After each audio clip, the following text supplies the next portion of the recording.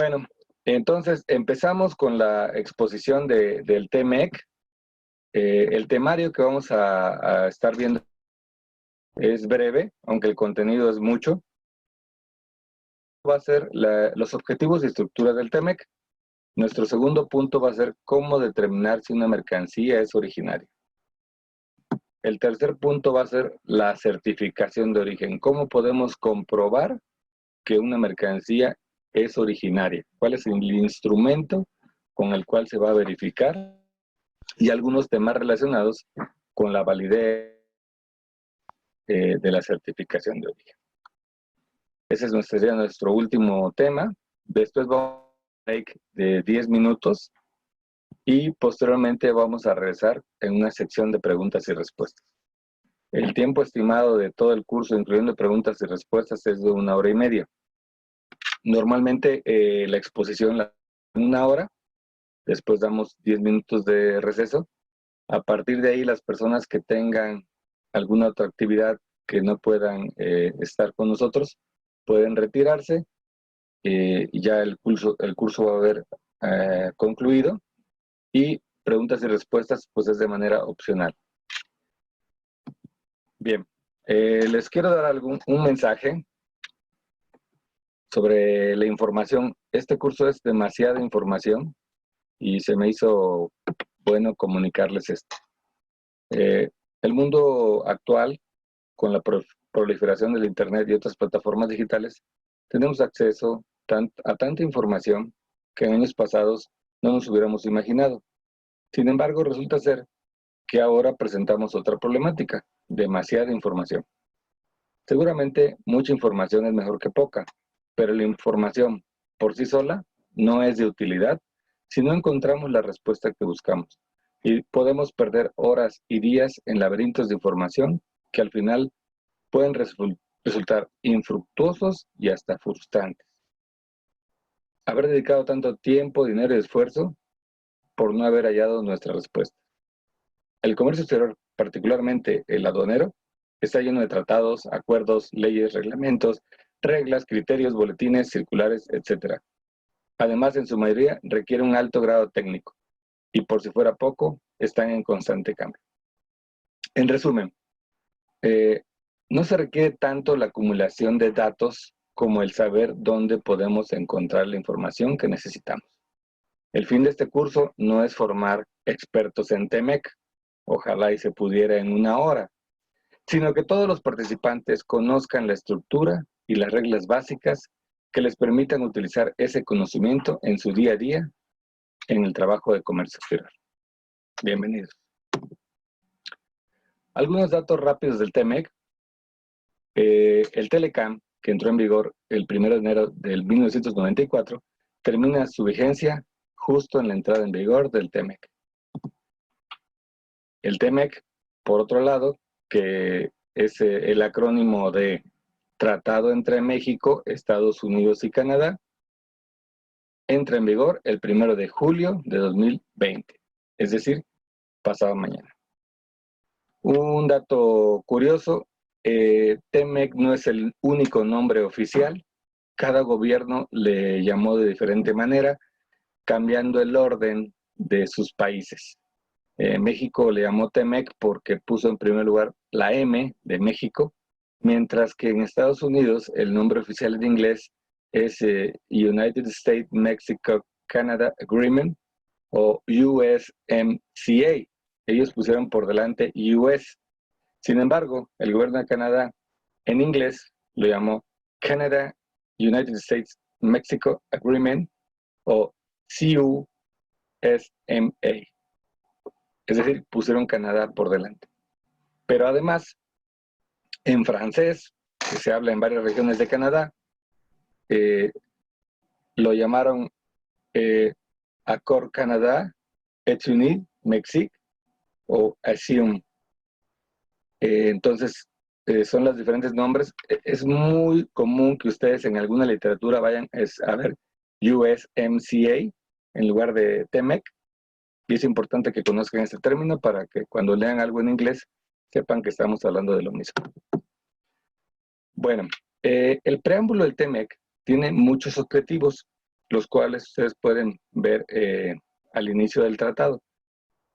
Voy a mencionar solamente algunos, porque aunque son muy importantes, son de carácter general y no ayudan a lo que comentaba al principio, a una información que podamos utilizar realmente en el día a día.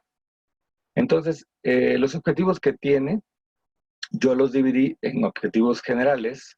Por ejemplo, establecer un nuevo acuerdo hacia mercados más libres y justos y oportunidades futuras de comercio. Tiene también objetivos de reconocimiento de soberanía.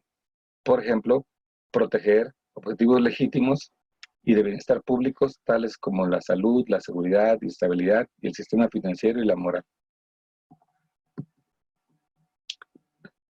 En el caso de objetivos económicos, pues es a través del comercio y la inversión, la producción y el establecimiento, fortalecer la región. También aquí se hace un reconocimiento a las pymes y el trabajo que ellos hacen y cómo contribuyen significativamente al crecimiento económico. Pero objetivos de facilitación tienen también como objetivo facilitar el proceso aduanero eficiente y transparente que reduzca los costos y también hacen énfasis en eliminar el cohecho y la corrupción.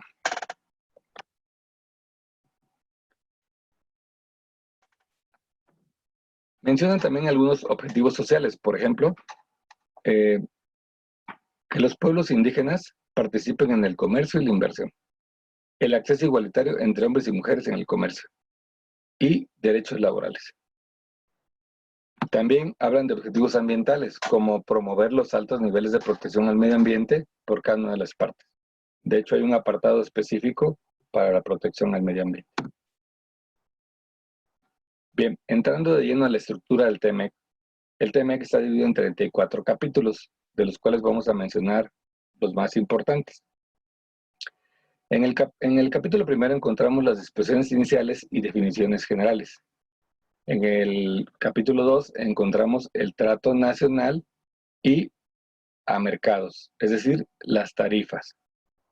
En el apartado número 3 encontramos un tema de agricultura. El 4, reglas de origen, que este es uno de los más importantes artículos, al igual que el 5, que habla de los procedimientos de origen. El 6 está dedicado al sector textil, que se rige con unas reglas diferentes al resto de la mercancía. El apartado 7 habla de la administración aduanera y facilitación al comercio. El 8, reconocimiento de la propiedad de México sobre hidrocarburos, es decir, sobre el petróleo. Las 9, medidas sanitarias y fitosanitarias. 10, remedios comerciales. El 11, obstáculos técnicos al comercio. El 12, anexos sectoriales. Aquí quiero hacer énfasis en que no son los sectoriales, no son los padrones sectoriales que conocemos, son sectores completamente diferentes que en el tratado quisieran darle más énfasis. Por ejemplo, sustancias químicas, productos cosméticos, tecnologías de la información y la comunicación, normas de eficiencia energética, dispositivos médicos y productos farmacéuticos. Después habla ya de términos más generales como inversión, comercio, entrada temporal de personas a negocios, servicios financieros, telecomunicaciones, que no tienen que ver con el comercio de mercancías, sino más bien con servicios. Por lo tanto, no vamos a abundar en ellos. El número 19 habla del comercio digital, pero ojo, esto no es el e-commerce, esto no es el comercio por internet, sino es la comercialización de software o videos, cualquier otro tipo de mercancía que se basa en tecnologías de la información. Después hablan de derecho de propiedad intelectual, uso marcario, política de competencia, empresas propiedad del Estado y monopolios. Un apartado para el tema laboral, otro para el medio ambiente, otro acerca de pymes y más generalidades como competitividad, anticorrupción, buenas prácticas regulatorias, publicación y administración, disposiciones administrativas, solución de controversias en temas de este tratado, excepciones y disposiciones generales, asuntos de política macroeconómica y por último, disposiciones finales. De todos estos 34 capítulos que trata el acuerdo, vamos a hacer énfasis únicamente en estos. El número 2, vamos a encontrar algunas disposiciones de trato nacional hacia mercados y sobre todo una consulta que podemos hacer a la tasa que le aplica a las mercancías, es decir, basados en una tarifa que viene aquí mismo en un anexo, buscamos la fracción arancelaria y vemos la preferencia arancelaria que le da Estados Unidos y Canadá. Estados Unidos en todas las fracciones está dando una preferencia arancelaria de exenta o 0%, mientras que Canadá se reserva 121 fracciones que no negoció. Y ahí, buscando la fracción, está marcada como no negociada. El tema número 3, que habla de agricultura, pudieran pensar que este tema solamente les aplica a las personas que importan o exportan productos agrícolas, pero realmente este apartado debió haberse llamado alimentación, no agricultura, porque ya dándole lectura, vemos que efectivamente habla de agricultura, pero también habla de productos derivados de la vaca, como la leche específicamente, hace un gran énfasis en la leche y los cupos hacia la leche. Habla también sobre algunos bienes de la pesca,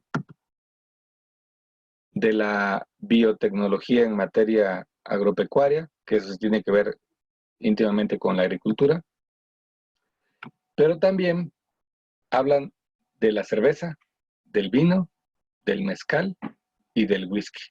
Específicamente en estos últimos, el whisky reconoce Canadá y México que el whisky Bourbon y whisky de Tennessee son originarios de Estados Unidos y se comprometen a no aceptar importaciones de este tipo de whisky que venga de otros lugares y que ostenten el nombre de Bourbon o whisky de Tennessee, como el famosísimo Jack Daniels. De la misma manera, Canadá y Estados Unidos reconocen que el tequila y el mezcal son productos originarios de México y se comprometen a no aceptar importaciones de otros países que ostenten los nombres de tequila y mezcal. Por último, Estados Unidos y México reconocen el whisky canadiense y se comprometen a no importar mercancías que ostenten esta denominación si no son directamente importados de Canadá. Habiendo hecho esa aclaración, el punto número 4, las reglas de origen, le puse ahí un target, un objetivo, ese es el principal, junto con el 5, son los dos principales artículos que debemos de conocer a fondo para poder hacer un correcto uso del tratado. El procedimiento de origen nos dice específicamente las condiciones que debemos de cumplir para poder tener acceso a esa preferencia y también nos dice los 9 puntos indispensables que debe contener una certificación de origen. Por último, el apartado 6 o capítulo 6, aunque no lo vamos, en esta ocasión por razones de tiempo, no vamos a abundar en el tema de textiles y vestido.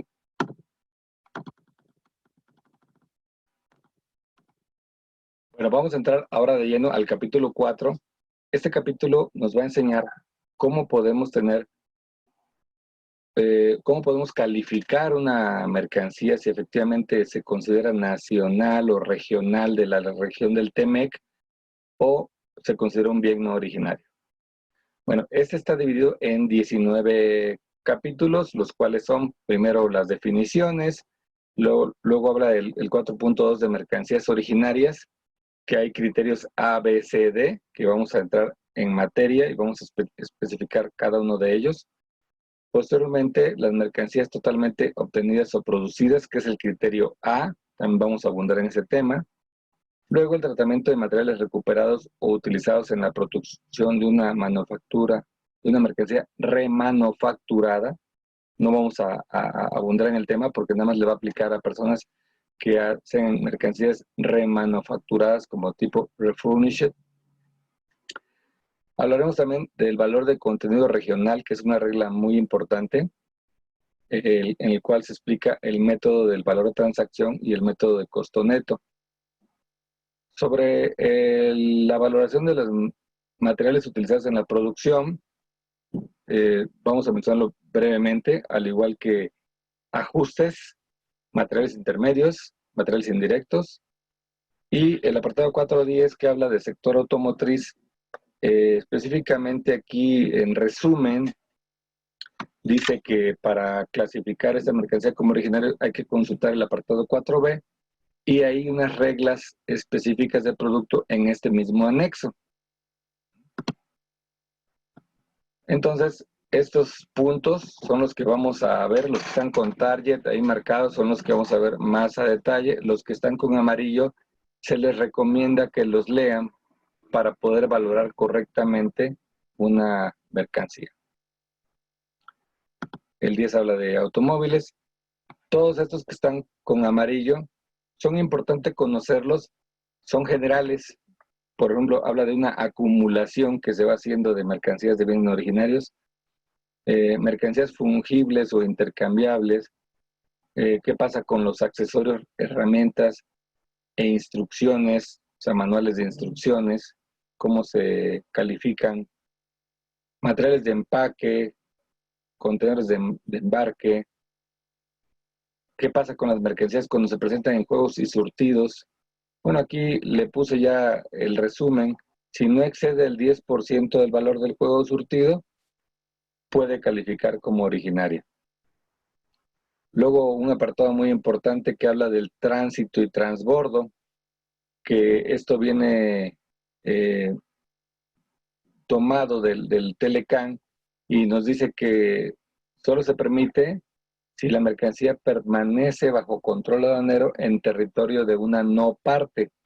También se permite en la parte fuera del tratado, fuera de la región, maniobras de descarga, recarga, almacenamiento, etiquetado u otra operación necesaria para preservarla. Es decir, la mercancía sí puede salir de la región. Voy a poner un ejemplo, sale a Estados Unidos, llega a Panamá, ahí hace un transbordo, inclusive pueden etiquetarlo, almacenarlo, pero que no le confieran un carácter diferente ni un proceso fuera de la mera conservación. Y por último, el 419 habla de operaciones que no confieren el origen.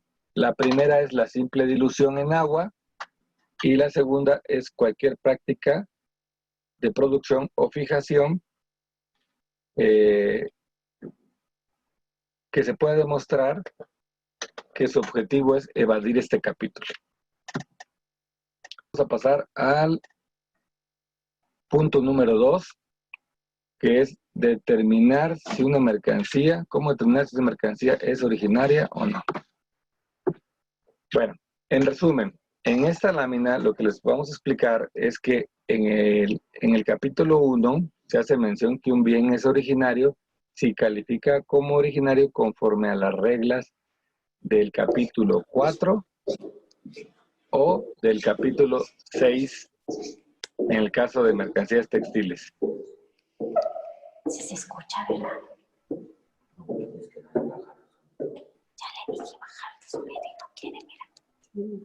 Ok. Bueno, bien.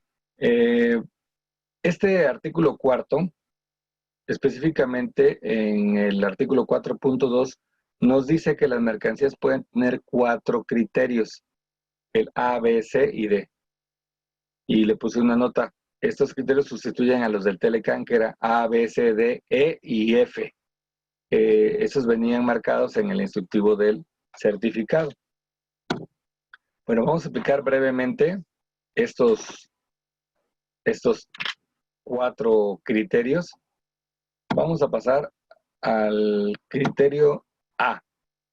El criterio A nos dice que si un bien es producido, obtenido enteramente del territorio de una de las partes, esa es la región, y las partes son México, Canadá y Estados Unidos. Siempre que diga partes con mayúsculas se refiere a la región México, Canadá o Estados Unidos.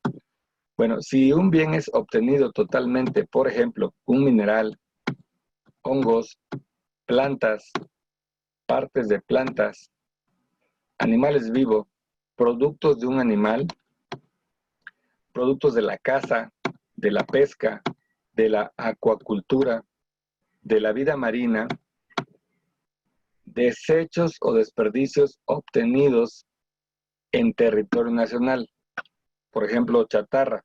No importa que el objeto haya sido chino, japonés, taiwanés, si el producto ya se encuentra en México y se convierte en un desperdicio, ese desperdicio se obtiene aquí, también tiene carácter nacional. Y por último, un punto que puede confundir un poco, pero tienen que tener mucha atención. El texto dice, producida exclusivamente a partir de, menciona todos los anteriores. Aquí, aunque es producido a partir de estos, su manufactura es muy simple. ¿Qué quiere decir? Que un aguacate puede ser criterio A, pero una computadora no va a poder ser criterio A. Pudiera ser un guacamole, que es un producto obtenido del aguacate, pero su manufactura es simple. No pueden ser productos de gran manufactura, porque esos son del criterio C. Aquí les dejo la explicación a detalle de la lámina anterior, pero gráficamente ya la vimos. Después voy a explicar el criterio C. ¿Por qué el C y no el B? Porque en el orden de la naturaleza de las mercancías es el que le sigue. Es decir, es un bien producido enteramente en territorio de una de las partes exclusivamente a partir de materiales originarios. Es decir, que hayan tenido un criterio A. Vamos a poner un ejemplo para que quede muy claro. Supongamos que traigo una madera de Canadá, la llevo a México para hacer un bien, obtengo un mineral de hierro de Estados Unidos, lo proceso y hago algún metal, y por último, mi materia resultante es un martillo que combina la madera y el metal. Este bien, producido en México a partir de bienes de Canadá y Estados Unidos, automáticamente califica como originario y puede ser vendido a Estados Unidos y Canadá como un bien originario de la región. El criterio B, ese es un poquito más complejo. Este habla de mercancía producida enteramente en una o más de las partes utilizando materiales no originarios, siempre que la mercancía cumpla con todos los requisitos aplicables en el anexo B, que son las reglas de origen específicas de producto. Aquí empezamos con un poquito de complicaciones, porque ahora en el ejemplo que les voy a poner, que queremos producir una lámpara a partir de bienes originarios y no originarios, empieza a ponerse complejo. Por ejemplo, aquí estamos viendo que de Italia vamos a traer el cuerpo de la lámpara, mientras que de China traemos los componentes eléctricos y de Estados Unidos, que es un país de la región, traemos la pantalla.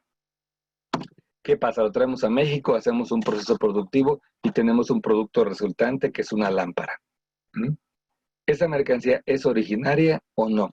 El primer paso sería analizar si califica como originaria atendiendo a los requisitos que me establece el anexo 4B, que más adelante vamos a explicarlos. Después de ese análisis, si la mercancía califica, cumple con los requisitos del 4B, entonces la mercancía sí es originaria y va a poder ser certificada por una de las partes, ya sea exportador, productor o importador, en los casos que vamos a mencionar adelante. Por el contrario, si no cumple con los criterios del anexo 4B, solamente le queda una opción, que cumpla con los del criterio D, que es el menor de los casos. Aquí es altamente probable que no cumpla, porque nada más hay dos opciones para cumplir con el D, y entonces la mercancía, si no cumple con el B ni con el D, sería una mercancía no originaria. Pudiera importarse, pero pagando los impuestos correspondientes. Bien, para analizar el criterio D, El D se divide en 3 apartados, el 1, 2 y 3, como ven en la parte izquierda de su material, con color azul. Pareciera que el apartado D mencionara que puede ser producida enteramente en territorio de una de las partes o con materiales no originarios clasificados como partes o con el valor de contenido regional de las mercancías. Sin embargo, aquí la redacción pudiera confundir porque realmente una mercancía que se clasifica con el criterio D tiene que cumplir simultáneamente las 3 condiciones, la 1, la 2 y la 3. Este texto lo comparé con el Telecan en el artículo 401, encontrando los siguientes hallazgos. Resulta que en el artículo 401 está mejor redactado, donde la fracción primera que ponen ellos ahí era parte del texto integral del artículo. El inciso 1 y 2 del anterior 401 se mezclan en la fracción segunda y por último, el último párrafo del 401, lo que era parte del cuerpo del artículo, lo llevan también a una fracción. Por lo tanto, aquí queda claro que tiene que cumplir todas las condiciones. Es decir, debe ser producido enteramente en territorio nacional, debe ser producido, más bien debe ser originario, no originario, clasificados como una parte, de acuerdo a las reglas de clasificación, o bien puede ser que se haya clasificado como una mercancía desensamblada por efectos de la regla 2 y se importó con la fracción del artículo completo. Pero además tiene que cumplir con las reglas de valor de contenido regional superior al 60% si utilizan el método de valor de transacción o superior al 50% del método de costo neto. La mercancía, el contenido regional debe ser superior al 60%, o viéndolo al revés, las mercancías no originarias deben ser inferiores al 40%. Bueno, aquí está ya lo que les estaba explicando. Para hacer un criterio de, pues, 1, debe estar producido enteramente en territorio nacional. 2, los bienes originarios solamente pueden ser que tanto la mercancía como sus materiales se clasifican en la misma subpartida o en la misma partida que no se subdivide, o que la mercancía se importó como una parte sin montar o desmontada por efectos de la regla 2A del sistema armonizado. Y por último, el contenido de valor regional debe ser, lo no regional debe ser inferior al 60% por valor de transacción o 50% por costo neto. La mercancía que cumpla con todos los requisitos aplicables de este capítulo, además de los anteriores, con todos los requisitos de este capítulo. Resumen de los criterios de origen. Si la mercancía está totalmente obtenida en territorio nacional, como es, por ejemplo, una planta, califica automáticamente como originaria, no hay que hacer ningún análisis. Si la mercancía tiene partes y materiales no originarios, requiere de un análisis exhaustivo de la regla del anexo 4b y el artículo del capítulo 4. Hay que analizarlo. Por default no es originaria, hay que analizarlo. Sin embargo, el inciso C, es decir, las producidas enteramente en territorio nacional a partir de materiales exclusivos obtenidos en territorio nacional, también califican de manera automática. Y por último, el inciso D, que ya lo explicamos en la lámina anterior, pues es altamente probable que no califique, porque nada más hay 2 opciones. Primero, no calificó ni en la A, ni en la B, ni en la C. No cumplió con el anexo B. Y Si no se clasifica ahí porque no hizo el salto arancelario, es decir, no cambió de una partida a otra, o se clasifica en una subpartida que no se subdivide, solo así pudiera calificar como originaria.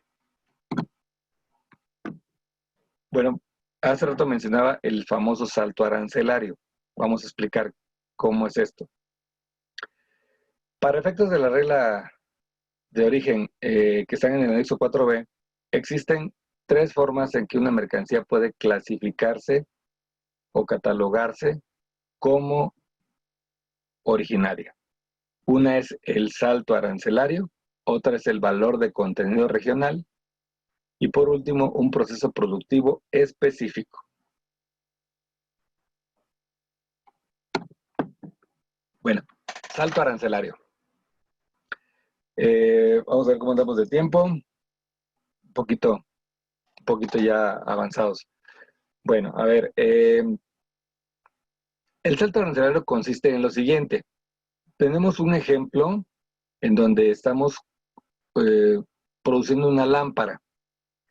Yo consulto el anexo 4B y me dice 940510 a la 940540 y dice el texto, un cambio de una subpartida de la 940510 a 940540 de cualquier otra subpartida fuera de este grupo.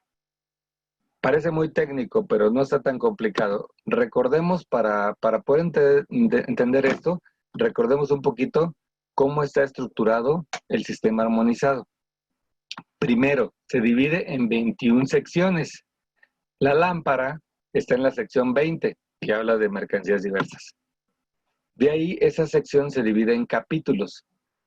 Los capítulos, tenemos 97 capítulos normales y el capítulo 98 que es especial.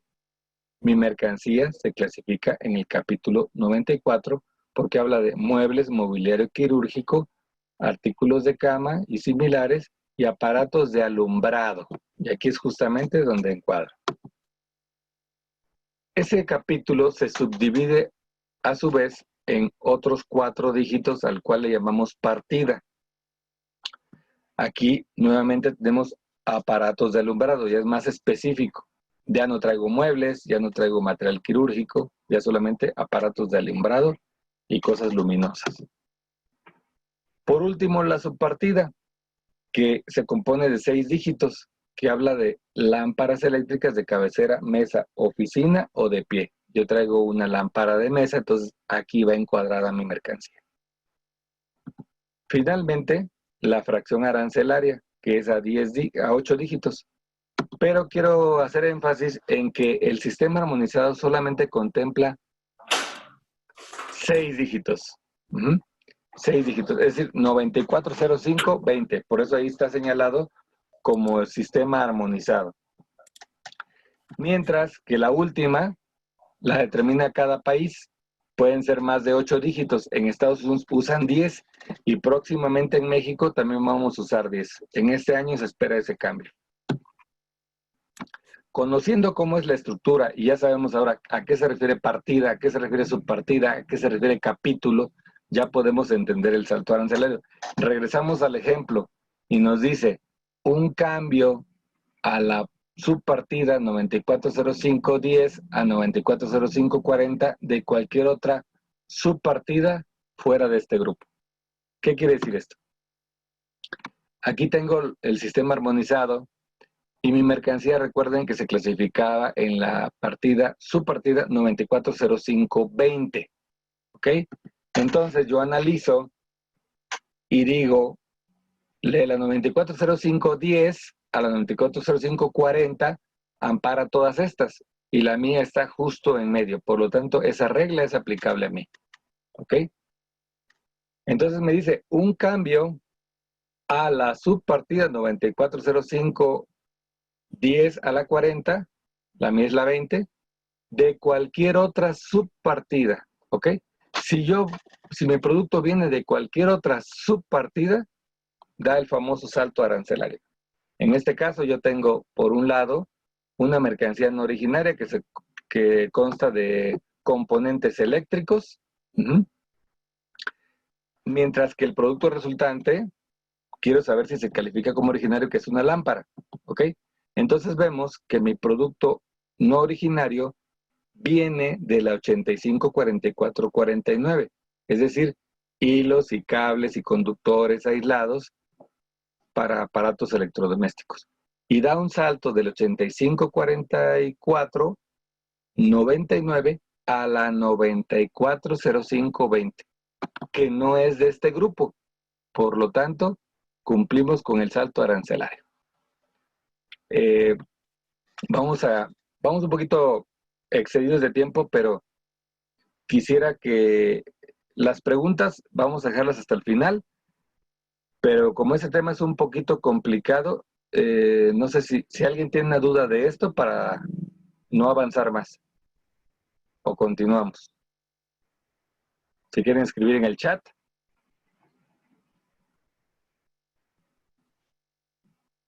Ok, parece que no va.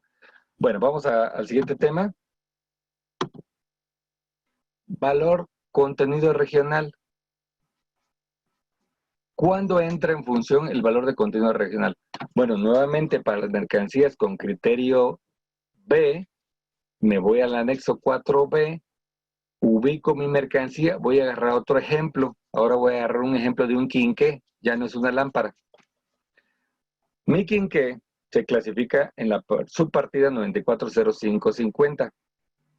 Y la regla de origen me dice un cambio de la subpartida 940550 de cualquier otro capítulo. Acuérdense que capítulo es a 2 dígitos. Es decir, no puedo venir de algo que diga 94. Tiene que ser de cualquier otro capítulo. Pero no se limita ahí. Dice, o un cambio a la subpartida 940550 de la subpartida 940591 a 940599. ¿Qué quiere decir?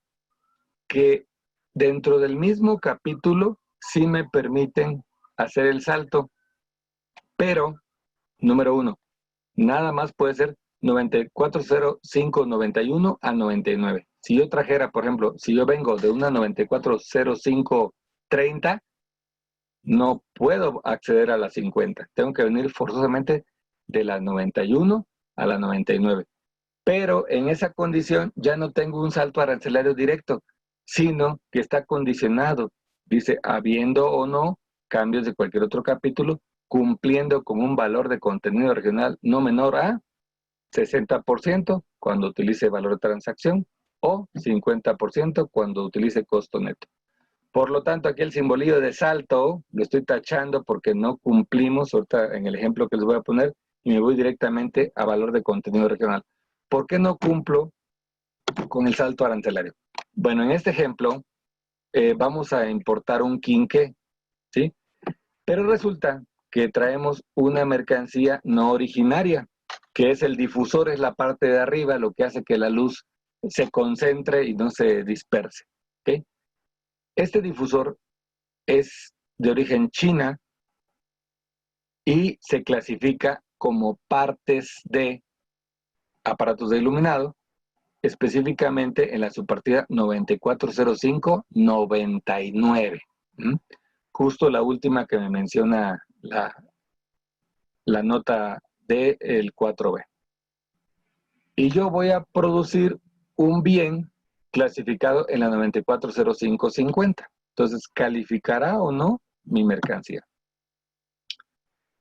La primera parte de la regla dice un cambio de la 9405 de cualquier otro capítulo. Analizo, mi producto difusor viene del capítulo 94 y lo que yo voy a producir es del mismo. Por lo tanto, no cumple con el salto arancelario. Me queda la última opción, que venga yo de la 940591 hasta la 99, si voy a producir un bien de la 940550, que efectivamente es el que voy a producir. Entonces, si lo cumplo, vengo justamente de la 940599 a la 940550, pero ya me condiciona a que tenga que cumplir con los valores de valor de transacción 60% o coste neto 50%. Ahora, ¿a qué se referirá esto?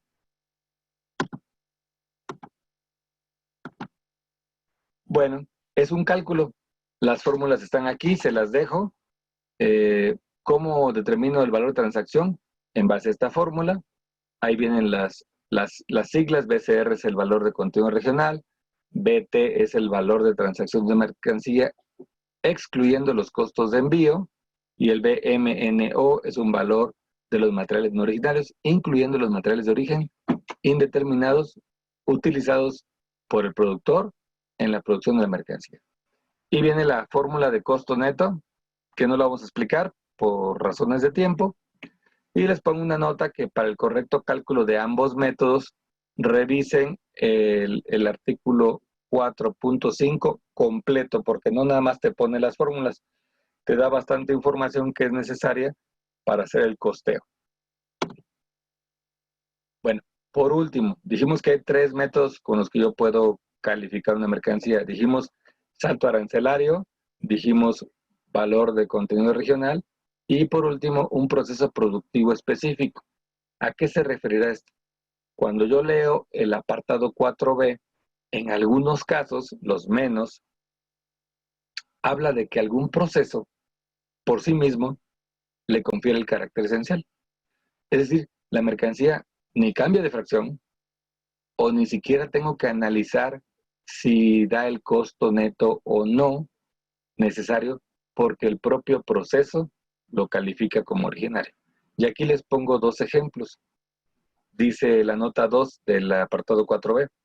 Para los efectos de la partida 2710, los siguientes procesos confieren el origen. Ejemplo A, destilación atmosférica. Un proceso de separación en el cual los aceites de petróleo son convertidos en una torre de destilación en fracciones de acuerdo al punto de ebullición en el que el vapor es luego condensado en diferentes fracciones líquidas. Si yo hago una destilación atmosférica, mi producto automáticamente es originario de México. El otro ejemplo habla de destilación al vacío, en donde la destilación a presión por debajo de la atmosférica, pero no tan baja como para ser considerada como destilación molecular. Entonces, si yo hago cualquiera de esos procesos, mi mercancía automáticamente califica como originaria. Bien, con esto terminamos el apartado 2, que era cómo determinar si una mercancía es originaria o no. Hago énfasis y recapitulo. Sería por el criterio A, un bien obtenido directamente de la naturaleza, mineral, animal, vegetal. Criterio B, un bien producido enteramente en México a partir de bienes no originarios, pero que califican conforme el apartado o anexo 4B. Inciso C, mercancías que, habiendo sido obtenidas de la naturaleza, son transformadas y se consideran automáticamente como originarias.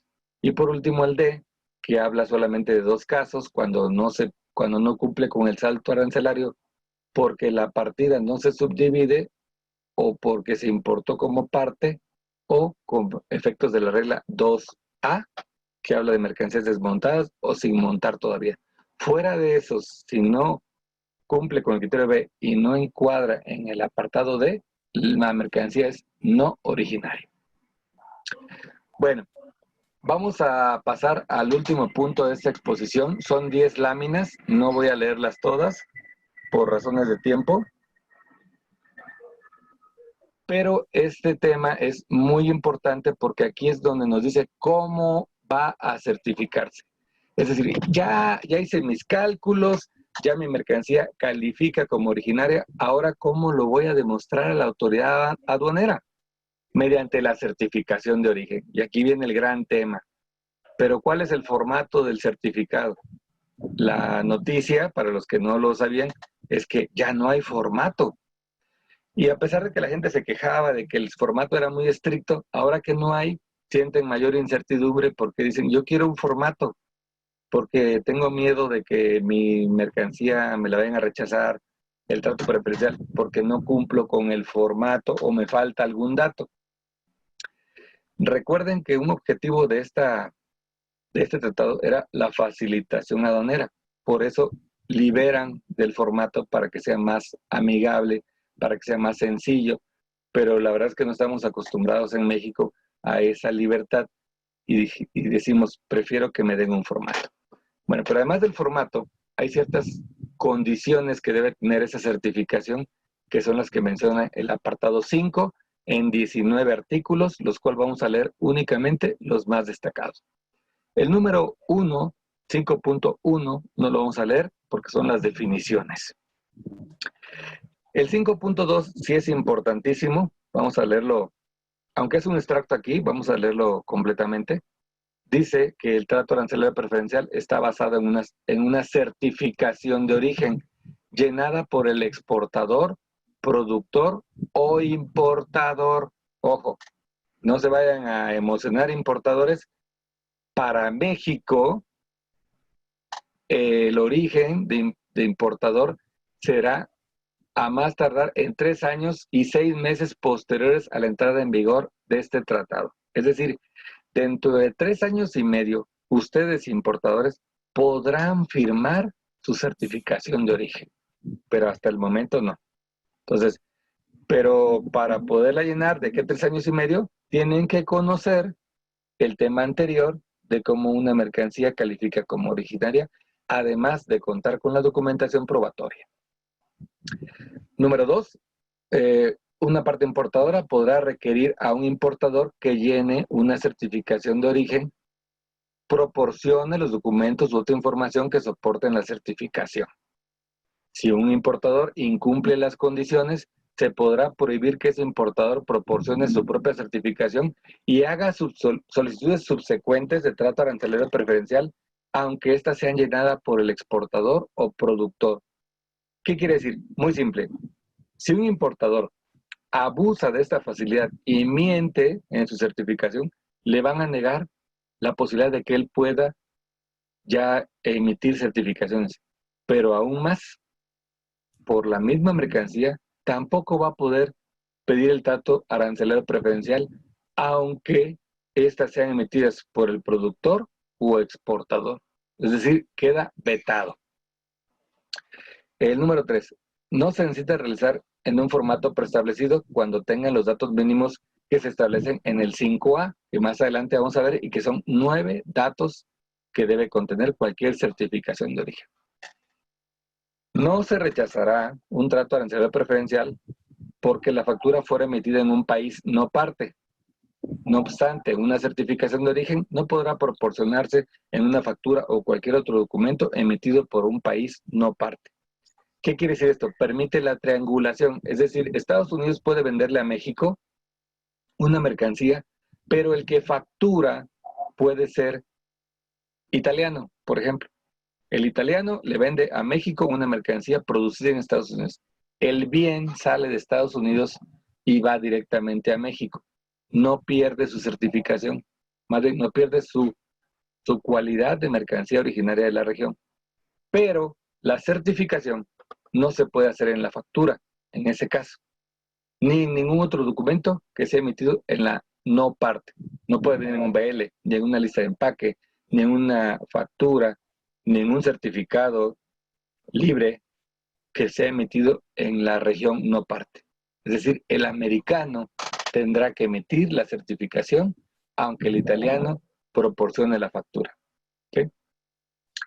El número 4 dice, no, perdón, el 4 ya está. El 5, la certificación de origen podrá ser llenada en español, inglés o francés, que son los idiomas oficiales del tratado.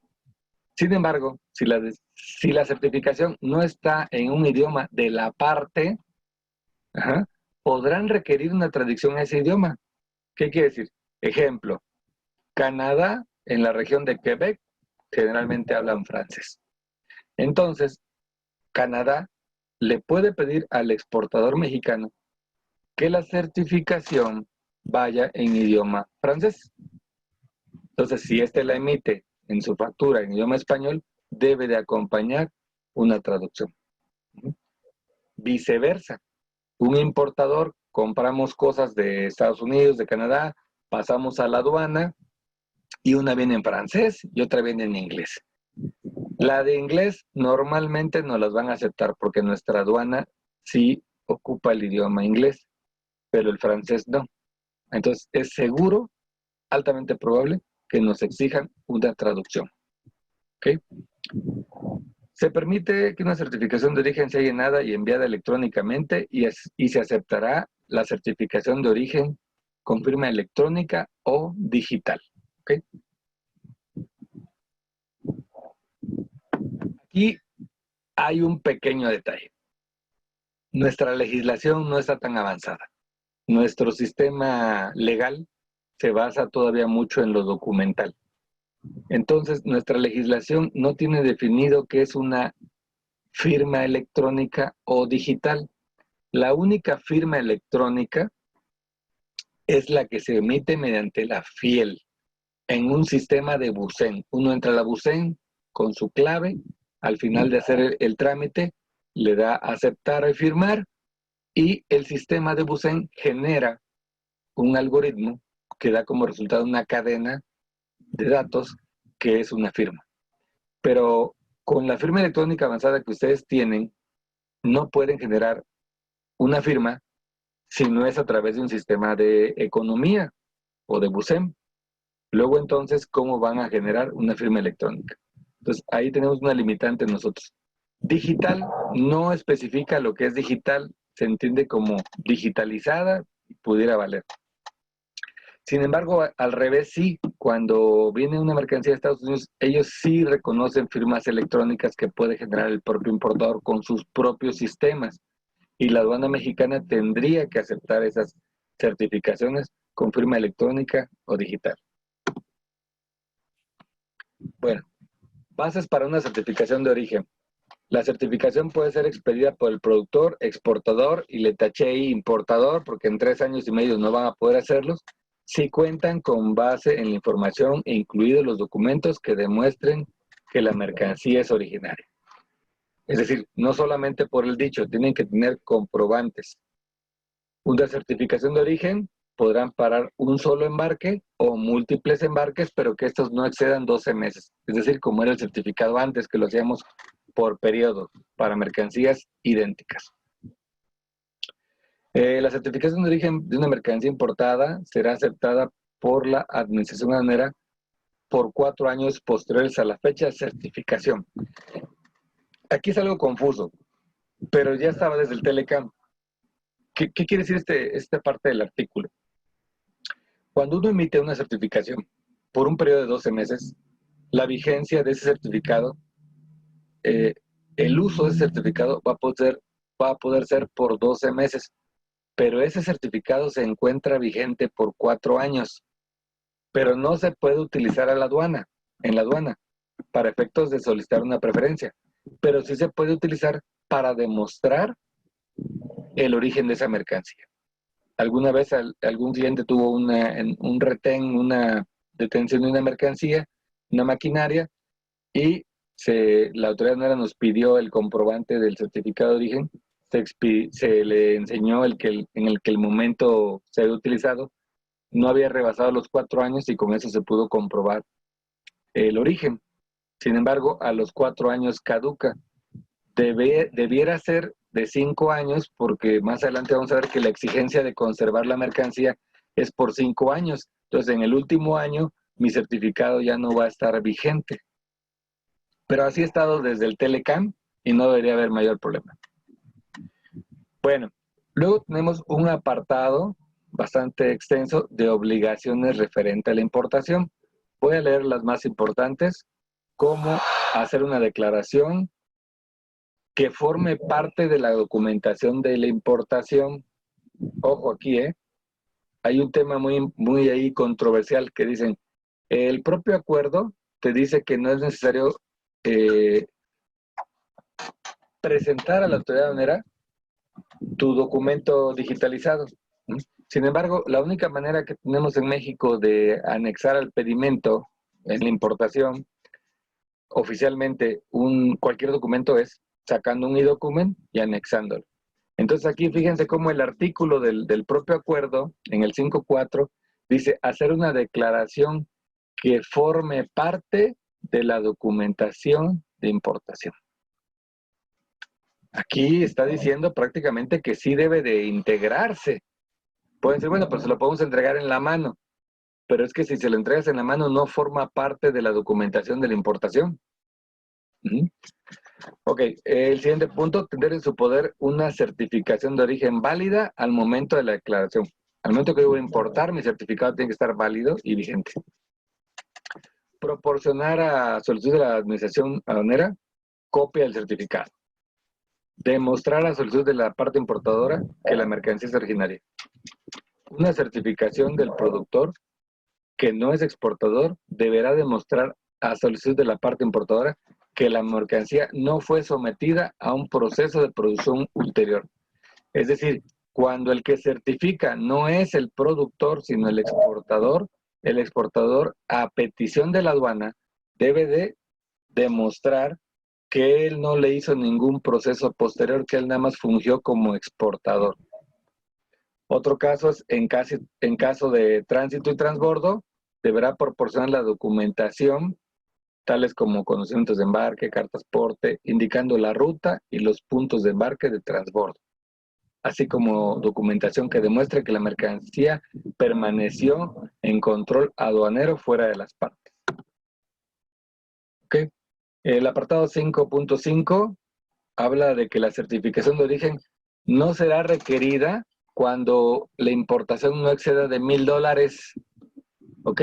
En ese caso no requeriremos certificado de origen. El 5.6 habla de obligaciones referentes a exportación. No las mencioné porque básicamente son las mismas del importador. El punto número 7 habla de errores y discrepancias. Aquí nos indica que no será rechazada la certificación debido a errores o discrepancias menores en ellas que no genere dudas relativas a la exactitud y documentación de la importación. Es decir, un error menor, un error mecanográfico, no debe tener mayor problema. ¿Ok? Y dice que si la autoridad aduanera determina que es ilegible o defectuoso o ha sido llenado incorrectamente, nos debe de dar un plazo de 5 días hábiles, cuando menos, para presentar el certificado corregido. Esto también ya viene del Telecan, así estaba puesto. Vamos al apartado 5.8, ya estamos en el último tema. Esta es mucha teoría, pero ya estamos terminando, son 19 artículos, terminan en el 5.19. Los últimos no los vamos a ver porque son más de temas gubernamentales que de práctica, pero estos que estamos viendo ahorita sí son de la práctica. Bueno, el punto 5.8 habla de los requisitos para conservar en un plazo no menor a 5 años la documentación del certificado de origen y todos los registros, tanto para un importador como un exportador. Y los puede conservar en cualquier medio electrónico, siempre que los registros puedan ser recuperados e impresos con prontitud. El apartado 5.9 habla de la verificación de origen. Esto es prácticamente una auditoría. El Telecan reconoce la posibilidad de las partes de hacer una verificación de origen. ¿Cómo la puede hacer? Inciso A, por escrito, solicitando un cuestionario o información. Inciso B, visita de verificación en las instalaciones del productor o exportador. O sea, la aduana mexicana puede hacer una visita a Canadá o Estados Unidos para verificar que el exportador o productor sí cuenta con los elementos y no está falseando información. Y por último, dice, para una mercancía textil, los procedimientos establecidos en el 6.6, es decir, la verificación para textiles se rige por el apartado 6, que mencionamos desde el principio, que ahí está lo textil. Es una verificación y un proceso diferente. Y como siempre, se reservan ahí el derecho, en el inciso dice, cualquier otro procedimiento. O sea, nos dijeron, te puedo solicitar por escrito, te puedo visitar, o cualquier otro que las partes decidan. Entonces, estamos sujetos siempre a verificación. El apartado 5.10, determinación de origen, cada parte otorgada trato arancelario preferencial en o después de la fecha de entrada en vigor. Es decir, aquí lo que dice es que incluso posteriormente podemos solicitar el trato arancelario. No antes de la fecha, en la misma fecha de entrada en vigor o posterior. La parte importadora podrá negar un trato preferencial si determina que la mercancía no califica o en una certificación de origen no ha proporcionado información suficiente a solicitud por escrito o no conserve los registros o documentación o niega el acceso a aquellos registros. Es decir, si se niega a alguien a una verificación, automáticamente les pueden cancelar la certificación de origen. El 5.11, que es bastante importante para ustedes, por sobre todo ahorita que puede haber mucha confusión, que sus clientes no les den en tiempo y forma sus certificados de origen, ustedes pueden pagar los impuestos normalmente y después solicitar devoluciones o compensaciones. ¿Ok? ¿Cómo funciona esto? Bueno, un importador podrá solicitar el trato arancelario preferencial y devolución de las aranceles pagados en exceso si el importador no hizo una solicitud de trato preferencial en el momento de la importación, siempre que la mercancía hubiera calificado para trato preferencial cuando se importó. La parte importadora podrá requerir al importador que haga una solicitud de trato arancelario preferencial. ¿Cómo es esto? Pues mediante una R1 y una compensación. Proporcione una declaración de que la mercancía es originaria en el momento de la importación. Se entiende que es una declaración bajo protesta, porque en el siguiente dice proporcione una copia del certificado de origen. Es decir, primero va a ser una declaración de que sí era originaria y luego proporcionar un certificado. Este texto dice que la autoridad puede solicitar. Entonces puede ser que en México digan, no me presentes declaración, con que me presentes el certificado, la R1 y la solicitud de compensación, me doy por bien servido. Pero cada parte puede solicitar esto. Por último, proporcione cualquier otra documentación relacionada con la importación, según la parte importada lo requiera, a más tardar en un año posterior a la fecha de importación. Es decir, a partir de pasado mañana y durante un año, tienen ustedes oportunidad de compensar para solicitar que nos devuelvan los impuestos pagados de más. Recuerden que nada más se puede compensar impuesto general de importación y derecho de trámite aduanero. El IVA no se compensa. Penúltima lámina, la parte 5.12 habla de confidencialidad entre los gobiernos, no lo vamos a tocar. El 5.13, sanciones, habla de que cada parte, de acuerdo a sus leyes, va a imponer las sanciones que considere cuando se incumplan los requisitos establecidos aquí. México ya tiene bien definidos sus sanciones, Estados Unidos tendrá las suyas, no son equivalentes, cada país queda en libertad de poner sus propias sanciones. El 5.14 habla de resoluciones anticipadas al origen. Este punto sí es importante porque habla de que de conformidad con el artículo 7.5, las resoluciones anticipadas permitirán que un exportador o importador o productor o cualquier persona con causa justificable, eso es importante, solicite una resolución anticipada por escrito, es decir, una consulta. Si yo tengo graves dudas de que mi mercancía califique, como que estoy en el filo de la navaja entre que sí y que no quiero tener problemas legales, puedo hacer una solicitud de una resolución anticipada, es decir, una consulta. Hacen énfasis en que debe ser con causa justificable, o sea, la duda tiene que ser razonable, no nada más, pues yo tengo 1000 productos, voy a meter los 1000 para que me conteste la autoridad y de esta manera quedo yo curado en salud. Lo más probable es que lo rechacen porque no hay causa justificable. El 5.15 habla de revisiones e impugnación a una resolución de la autoridad. Y el 5.16, reglamentación uniforme, que es de donde sacamos la información. Y bueno, habla de que las partes van a aplicar reglamentaciones uniformes referente a los capítulos 4, que es cómo cómo califico una mercancía originaria. 5, cómo lo demuestro que sí es originaria. 6, textiles. Y 7, facilidad aduanera, facilitaciones aduaneras. El 5.17 nos habla de una notificación de trato.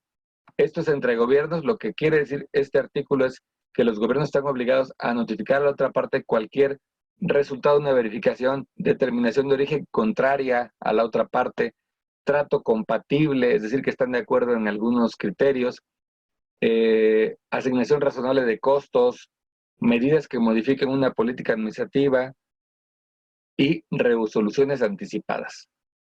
El 5.18, que es el penúltimo, habla del comité de reglas de origen, donde dice que las partes van a crear un comité de reglas de origen, que el cual va a tener como objetivo, pues obviamente, estar revisando estas reglas que se encuentran en el apartado 4 y para los textiles se encuentran en el apartado 6.8, pero será otro comité llamado Comité de Asuntos Comerciales sobre Textiles y Prendas de Vestir.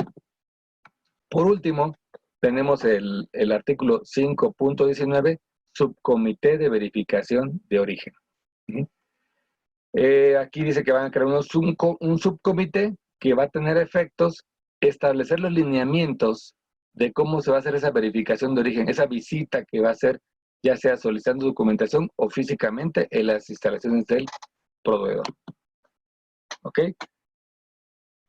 Estamos ya un poquito excedidos de tiempo. Lo único que nos falta es los 9 campos que debe de cumplir una mercancía para poder certificarse. O mejor dicho, los 9 campos que debe cumplir una certificación de origen para que se considere originaria. Los voy a leer brevemente y nos vamos a un descanso. Punto número 1. El importador, dentro de 3 años, el exportador o el productor debe indicar quién es el que está haciendo la certificación, quién está firmando la certificación. Ahí se pondrá importador, exportador o productor. El punto número 2, proporcione el nombre y el cargo, la dirección, el país, el número de teléfono del certificador, es decir, de la persona o compañía que está emitiendo este certificado o certificación de origen.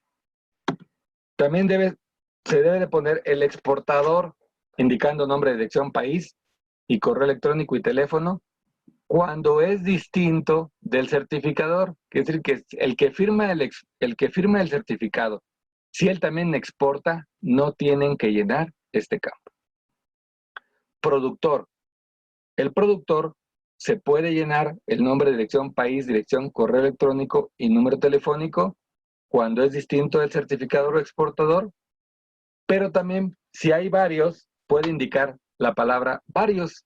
De esta manera no tendría que llenar ese campo, solo poner varios. O proporcionar una lista, si son muchos. O bien, si quiere que se mantenga de manera confidencial, le va a poner la leyenda disponible a solicitud de las autoridades importadoras. Es lo más recomendable que pongan esta frase y ya tienen que llenarlo y no corren el riesgo de que algún dato del productor no esté, que el correo ya no exista, que no los ubiquen al productor. Ese sería el punto número 4. El punto número 5, proporcione de conocerse el nombre y domicilio, nombre, dirección de correo electrónico, número telefónico del importador. La dirección del importador será la del territorio nacional. Ojo, aquí dice, en caso de conocerse, y alguien puede decir, pero ¿cómo no van a conocer al importador si yo soy el importador y yo soy el que estoy ocupando ese certificado? Lo que pasa es que el productor o exportador puede hacer un certificado de origen válido para todos sus clientes y no va a poner el suyo. Es decir, ese es mi certificado, tú preséntalo y es válido, pero ponme a mí como importador. No, porque cuando yo lo emití, que lo hago anual, yo no te conocía, entonces no tengo obligación de ponerlo. Y estaría correcto. El punto número 6 menciona 2 campos, descripción y clasificación arancelaria conforme al sistema armonizado. El punto número 7 habla del criterio de origen, es decir, el A, B, C y D, que ya explicamos ampliamente. El 8 habla del periodo global, es decir, cuando se hace por un periodo de hasta 12 meses, si así se decidiera. Pero recuerden que también puede ser por una operación. Y el punto número 9 y último es la firma autorizada y fecha de quien se puso en el campo número 2 como certificador.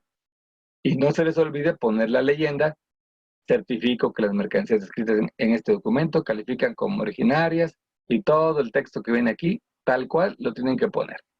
¿Ok? Entonces, hasta aquí termina el curso. Vamos a un descanso